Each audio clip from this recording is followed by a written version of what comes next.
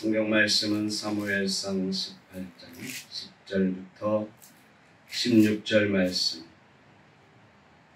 봉독해 드리겠습니다. 사무엘상 18장 10절부터 16절 말씀. 그 이튿날 하나님께서 부르시는 악령이 사울에게 힘있게 내리매 그가 집 안에서 정신없이 떠들어대므로 다윗이 평일과 같이 손으로 수금을 타는데 그때에 사울의 손에 창이 있는지라 그가 스스로 이르기를 내가 다윗을 벽에 박으리라 하고 사울이 그 창을 던졌으나 다윗이 그의 앞에서 2번 피하였더라. 여호와께서 사울을 떠나 다윗과 함께 계시고 사울이 그를 두려워한지라. 그러므로 사울이 그를 자기 곁에서 떠나게 하고 그를 천부장으로 삼음해 그가 백성 앞에 출입하며 다윗이 그의 모든 일을 지혜롭게 행하니라. 여호와께서 그와 함께 계시니라. 사울은 다윗이 크게 지혜롭게 행함을 보고 그를 두려워하였으나 온 이스라엘과 유다는 다윗을 사랑하였으니 그가 자기들 앞에 출입하였기 때문이었더라. 아멘.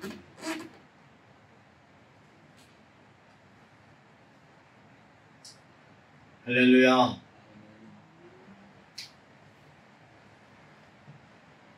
어머니 품속에 있는 어린아이는 그 속에서 가장 안전하고 또 평안합니다. 그래서 세상 모르게 잠을 자고 있는 것입니다.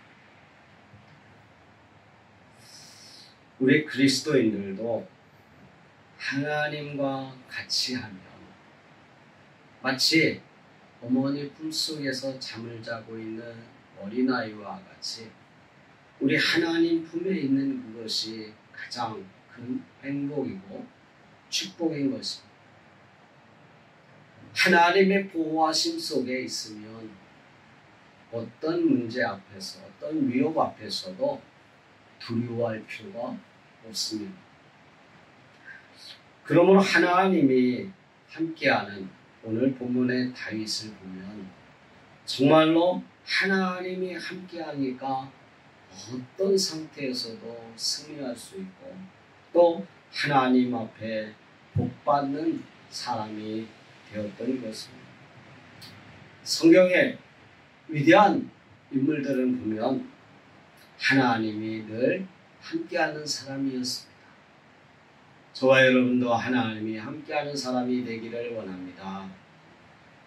하나님이 함께하는 사람이 되어야 행복한 삶을 살 수 있고 어떤 위험에서도 두려움 없이 살아갈 수 있습니다. 사람이 살다 보면 왜 두려운 일이 안 생기겠습니까? 시험 보는 학생 앞에는 시험이 두려움이 될 수 있습니다. 먹고 살아야 하는 문제를 가지고 있는 이런 젊은 사람들에게는 취업난과 또 직장에서의 생활이 두려움이 됩니다. 어떤 상사를 만날까? 또 어떤 문제를 어떻게 해결해야 될까? 또는 갑자기 닥치는 그런 위기 앞에서 내가 어떻게 대처해야 되는가? 어떤 때는 이리 갈 수도 저리 갈 수도 없는 문제를 만나게 됩니다. 사람과 사람 사이에서도 어떻게 내가 이 사람을 이런 사람과 함께해야 하는가? 누구와 함께해야 하는가? 하는 그런 어떤 선택의 문제들도 우리들 앞에 있을 때 참 걱정이 되고 또 두려움을 갖게 됩니다. 나라도 마찬가지 않습니까? 강대국들 중에서 어느 쪽하고 같이 있어야 우리에게 도움이 될까? 또는 내가 이쪽으로 향하면 또 다른 쪽에 있는 사람들이, 다른 나라가 우리를 위협하고 우리를 어렵게 만들지 않을까 하는 그런 두려움들. 그래서 어떤 때는 이리도 저리도 하지 못하는 그러한 것들을 우리는 보게 됩니다. 그러나 하나님이 함께하는 사람은 어떤 상황에 있든지 결코 두려워하지 않습니다. 하나님이 함께하십니다. 그러나 하나님이 함께하지 않는 사람은 어떻게 됩니까? 오늘 우리는 본문에서 그것을 발견할 수 있습니다.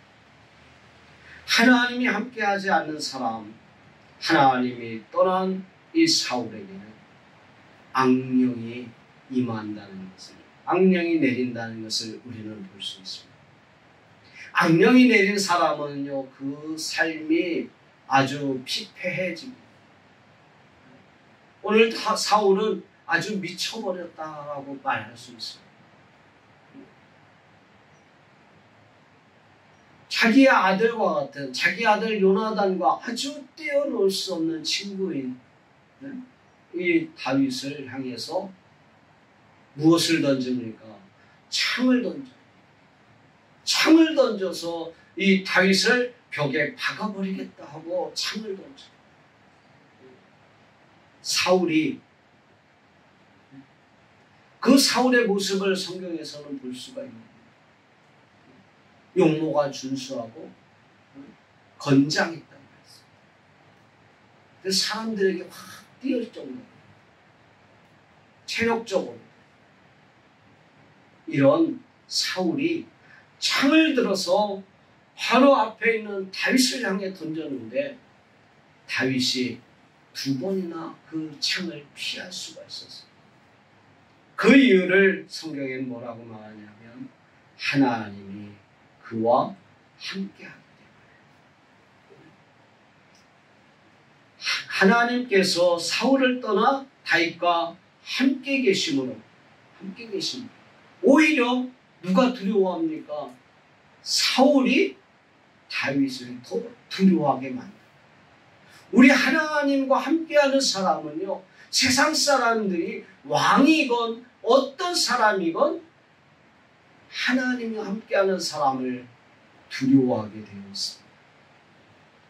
내가 하나님과 함께하지 아니하면 나를 두려워할 필요가 없습니다. 내게 가진 것도 없고 아무것도 없어요. 그런데 하나님이 함께합니다. 하나님이 함께하는 사람은 결코 두려워하지 않습니다. 오히려 믿지 않는 사람들이 그를 더 두려워합니다. 사랑하는 성도 여러분, 그래서 우리는 하나님이 함께하는 사람은 오늘 다윗을 볼 수 있는, 이 다윗은 정말 어떻게 해서 하나님이 그와 함께할 수 있었나? 그 성경에서 보니까 다윗은 정말 믿음이 있었어요. 세상에 무엇보다도 하나님이 기뻐하시는 믿음을 소유하고 있었어요. 하나님 앞에 돈을 많이 헌금했다고 해서 믿음이 있는 것이 아니에요. 오직 하나님만 바라고 하나님의 뜻을 따라 살려고 했기 때문에. 그래서 하나님은 이 다윗을 무엇을 보시고 그의 믿음을 보시고 다윗에게 그 믿음대로 그의 삶 속에서 역사하셨던 것입니다. 예수님도 믿음 있는 자를 좋아하시고 믿음 있는 자를 칭찬하셨습니다. 믿음이 있는 자, 믿음 있는 자를 칭찬하셨어요.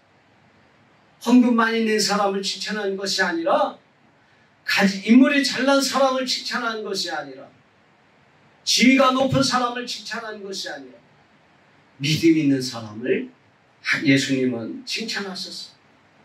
그리고 말씀하시기를 요한복음 20장 27절에 예수님의 그 못자국을 만져봐야 했던 또는 옆구리에 손을 대봐야 했던 도마에게 믿음 없는 자가 되지 말고 믿는 자가 되라 하고 말씀하셨습니다. 다윗은 정말 다윗의 믿음은 생각과 말과 행동이 모두가 다 믿음에서 나왔어요. 그가 하는 생각도 정말 믿음의 생각이었어요. 믿음에서 나왔어요.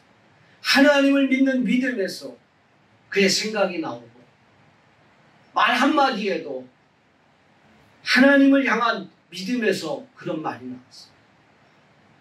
그러니 행동도 어떻게 했습니까? 믿음에서 나오는 행동을 했어요. 하나님이 함께 하시면 아무리 큰 골리앗이라 할지라도 너는 칼과 창과 탄창으로 내게 오거늘 나는 여호와의 만군의 여호와의 이름으로 내게 가노라. 여러분 믿음 있는 사람은 이런 행동이 나오게 되어 있어요. 아무리 상대가 크다 할지라도 결코 두려워하지 않습니다. 다윗은 이런 생각 또는 말, 행동 여러분 그랬어요. 믿음 있는 사람은 하는 생각이 달라요. 또 하는 말이 달라요. 부정적인 말을 하지 않고 긍정적인 믿음 있는 말을 하게 됩니다. 그런 사람들은 행동도 믿음으로 행동하게 되어 있어요. 그래서 다윗은 정말로 그의 생각과 말과 행동이 믿음에서 나왔기 때문에 그의 삶이 길다면 길고 또 짧다면 짧은 우리의 인생길에서 정말 다윗은 참되고 바르게 살려고 노력했습니다. 물론 사람이 100% 완벽할 수는 없어요. 다윗도 그의 인생에서 삶의 오점을 남길 만한 그런 실수를 범하기도 했습니다. 그러나 그의 대부분의 인생 정말 믿음에서 나왔고 믿음으로 살려고 했습니다. 오늘 본문에도 보면 그는 13절에 이제 사울이 그를 두려워서 궁 안에서 있지도 못하게 했어요. 어디서? 너는 궁 밖에 있어. 그리고 그의 직책을 천부장으로 했어요. 이 천부장은 정말 최전방에서 이 관리하는 이 관리직. 전쟁터로 말하자면 오늘날로 말하자면 중대장이에요. 중대장. 중대장은요 전방에서 최전방에서 있어요. 전방에서 중대원들과 각 소대원들과 같이 싸움을 하는 거예요. 군대 갔다 오신 분들은 알아요. 전쟁의 최전방에서 있는 것이 중대예요. 그 다음에 뒤에서 그 중대를 4개 중대를 관리하는 게 대대고 그 대대 뒤에 4개 대대를 관리하는 게 연대예요. 그러면 상급 부대로 올라갈수록 자꾸 뒤에 있는 겁니다. 근데 중대라고 하는 것은 맨 앞에서 싸우는 거예요. 전쟁 나서 맨 앞에 있는 사람들이 제일 죽을 확률이 높겠습니까? 낮겠습니까?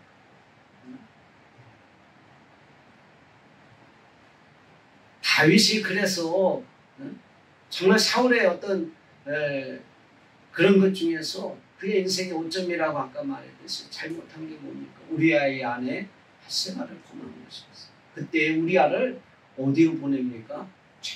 전방으로 보내. 너 나가서 죽어라. 응? 너 나가서 죽어라.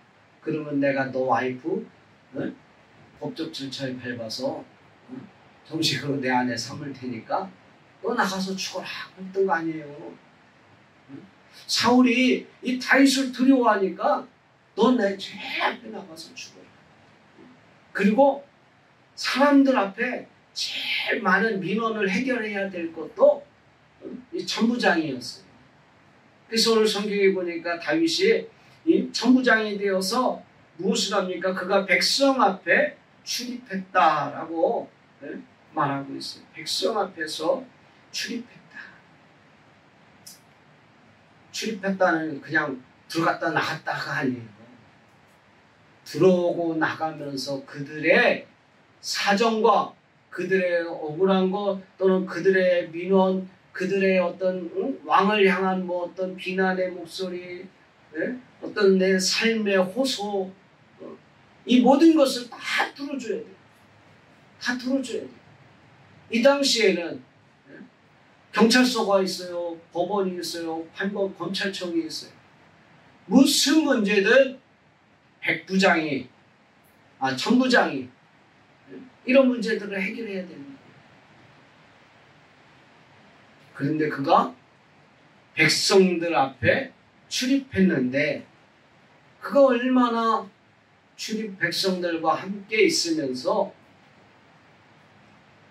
일을 잘 처리했는지 14절에 다윗이 그의 모든 일을 지혜롭게 행하니라. 지혜롭게. 이 다윗은요, 믿음으로 살았기 때문에 그가 어떤 일을 맡든지 그 일에 최선을 다했고 그 일에 지혜롭게 행동했던 것을 우리는 볼 수 있습니다. 믿음 있는 사람은요, 혹시 회사에서 자천당하면 또는 하던 일이 잘 안 돼도 결코 낙심하지 않습니다. 왜 그렇습니까? 전능하신 하나님이 나와 함께하기 때문에. 전능하신 하나님이 나와 함께하기 때문에. 또한 하나님이 다윗을 부르신 것은요, 그의 중심에 하나님이 계신 것을 알 수 있었어요. 사무엘을 통해서 사울 다음에 왕을 선택할 때에 이새의 아들 가운데 보았는데 이 사무엘 선지자가 볼 때에는 첫째부터 쭉 내려갈 때 다들 훌륭하고 왕이 될 제목 같았어요. 그런데 하나님은 무엇을 보신다고 했어요? 사람은 외모를 보거니와 나는 중심을 보느냐. 중심을. 이 다윗의 중심을 보니까 정말 하나님을 믿는, 하나님을 향한 그 믿음을 가지고 있어요. 그래서 이 중심이 하나님을 향한 사람, 하나님이 그걸 보고 계세요. 내 중심이 어디에 있는가? 그걸 하나님은 알고 계세요. 내 마음이 누구를 더 두려워하는가? 하나님은 알고 계신다는 거죠. 내 속에 있는데 그걸 어떻게 알아? 내 마음속에, 내 생각에 그걸 어떻게 알아? 하나님은 아신다. 여러분, 하나님은 아시는 줄 믿습니다. 네? 정말 다윗은 어떤 문제 앞에서도 정말 모든 일을 이렇게 지혜롭게 할 수 있었던 것은요, 그가 중심에 하나님을 믿고 있었기 때문에, 사람을 두려워하지 않았기 때문에 돈 있는 사람이 와서 이렇게 청탁을 하는 것도 거절할 수 있었고 바르게 지혜롭게 할 수 있었어요. 지혜롭다는 것. 그가 모든 일을 지혜롭게 행했다. 이것은요, 원어를 보면 때레크라고 하는 말에서 이렇게 나오는데, 그것은 이 도로라는 뜻도 있고 길이라고 하는 그런 어떤 의미를 가지고 있어요. 그리고 어떤 일을 행하는 그러한 방법, 원칙, 이걸 말하는 거예요. 여러분, 길이라는 것이 원래는요, 똑바로 해야지. 이 도로가 날 때 꾸불꾸불 나면 그 도로를 만든 사람은 잘못 만들었다. 길이라는 것은 똑바로 해야 돼. 원칙이 있어야 돼. 그래서 이 도로라는, 길이라는 것, 좌우로 치우치지 않고 다 중심에서 가야지. 차가 이 도로 중심에서 자기 차선대로 다 가야지요. 이리 갔다 저리 갔다 하면 잘못하면 사고를 낼 수도 있고 또 사고를 유발할 수도 있어요. 유튜브 영상을 보니까 그 어떤 모닝 한 대가 이 크레인 차가 가고 있는데 이 크레인 차 앞으로 샥 끼어드는 거예요. 그래서 브레이크를 확 밟았어요. 그랬더니 이 모닝은 싹 가버리고 이 크레인 차가 브레이크를 밟으면서 옆에 차들 대형 사고를 해서 몇 대가 아주 엄청난 큰 사고를 나는 걸 봐요. 자기 길을 가지 아니하고 좌우로 치우치면 사고. 우리가 도로 운전하고 할 때 이 옆에 차가 내 차선으로 넘어오지 않을 것을 확신하고 내가 내 차선을 힘있게 달려가는 거예요. 그런데 이 차가 언제든지 넘어올 수 있다 생각하면 그때부터 운전을 할 수가 없어요. 도로를 나갈 수가 없어요. 저 차가 오면 어떡하지? 이 차가 오면 어떡하지? 양보하면 서울에서 부산 갈 때 한 달도 넘게 갈 것 같아요. 양보 다 양보하고 언제 갑니까? 우리가 정말로 이 도로라고 하는 거 삶에 있어서 내 삶에 자꾸 옆길로 빠지면 그는 성공할 수가 없습니다. 중심을 잡고 내 차선, 내 가는 길 똑바로 보고 걸어가야죠. 하나님이 내게 주신 이 땅에서의 사명과 이 땅에서의 어떤 목적이 반드시 있는데 그 삶에 있어서 그 중심을 바로잡고 가야지. 남편으로서의 길, 아내로서의 길, 또는 학생으로서의 길, 선생으로서의 길, 어떤 지도자로서의 길을 똑바로 해서 가야죠. 원칙에서 어긋나고 한 번 이탈하고 그러면 두 번 이탈하게 되고 세 번 이탈하게 되고 한 번 받아먹고 두 번 받아먹고 세 번 받아먹으면 자꾸 습관이 돼서 불법을 저지르게 되었어요. 그래서 이 다윗은 어떤 불의에도 흔들리지 않고 중심에 탁 서 있는 사람입니다. 왜? 하나님을 바라보고 하나님을 바라보는 사람은 중심에 서 있어요. 무슨 일을 하든지 그의 가정이 중심에 서 있고 회사가 중심에 서 있고 그의 삶이 중심에 서 있어요. 그래서 하나님 보시기에 기뻐하는 삶을 살 수 있습니다. 자꾸 이탈하는 사람은 절대로 올바른 가정을 이룰 수가 없습니다. 한 번 바람피고 두 번 바람피고 세 번 바람피고 한 번 불법 저지른 사람 두 번 불법 저지르고 자꾸 불법 저지르고 죄라는 것은요 한 번 지어보면 별거 아니구나가 돼요. 이게 한 번이라는 거. 그래서 다윗은 이 사람들에게 백성들에게 출입하면서 모든 일을 지혜롭게 처리했다. 마지막으로 다윗은요 순종하는 사람이었어요. 사울을 빼앗으고 다윗을 세우신 것은 사울은 불순종했고 다윗은 순종하는 사람이었습니다. 그래서 하나님께서 다윗을 세우신 것입니다. 그것을 우리가 성경에서 찾아보니까 사무엘상 15장 24절에 이 사울이 자기의 죄를 지적하는 이 사무엘 선지자에게 고백합니다.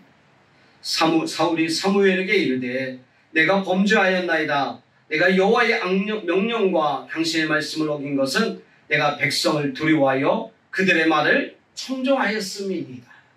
하나님의 명령을 따르지 아니하고 선지자였던 사무엘의 말을 어긴 것은 뭐라고 고백합니까? 이제 다 사무엘 하나님께서 이 사무엘을 통해서 이 사울에게 지적하니까 그제서 고백을 하는 거예요. 그제서 실토하는 거예요. 내가 백성을 두려워하여 그들의 말을 청종하였습니다. 백성을 두려워하여 하나님을 두려워해야지 왜 백성을 두려워합니까? 그런데 이 사울은 백성을 두려워하여 하나님의 명령을 어기고 사무엘 선지자의 말을 어긴 것입니다.